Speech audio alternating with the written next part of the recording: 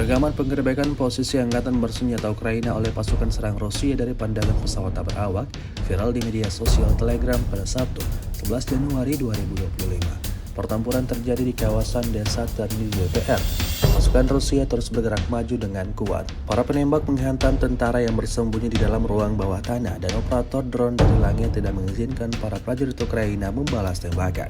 Alhasil, seperti yang terlihat dalam rekaman, hingga video ini beredar, beragam respon diberikan warganet.